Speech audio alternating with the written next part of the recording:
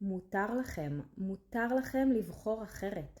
מותר לכם לבחור אחרת מההורים שלכם ומהחברים שלכם וממה שהסביבה אומרת לכם שאתם אמורים לבחור. אנשים חושבים שהם מכירים אתכם, אבל הם לא באמת מכירים אתכם. אתם מכירים את עצמכם?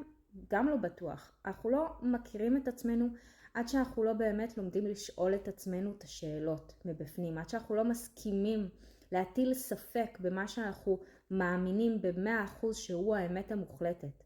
האם אי פעם הטלתם ספק בדברים שאתם מאמינים בהם, בדברים שאתם רוצים? תשאלו את עצמכם, למה אתם רוצים את מה שאתם רוצים? מאיפה זה התחיל? מי החליט?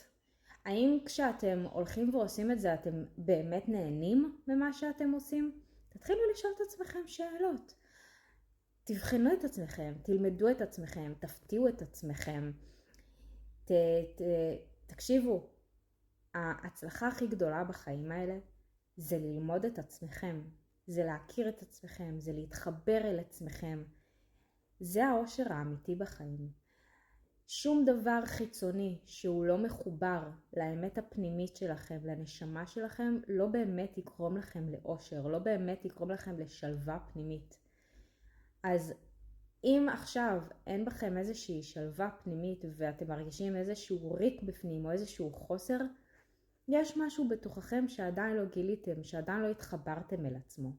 תהפכו את עצמכם למחקר הכי גדול של החיים שלכם. תהיו סקרנים לגבי עצמכם. זה הדבר הכי מעניין שיש בעולם. מבטיחה לכם.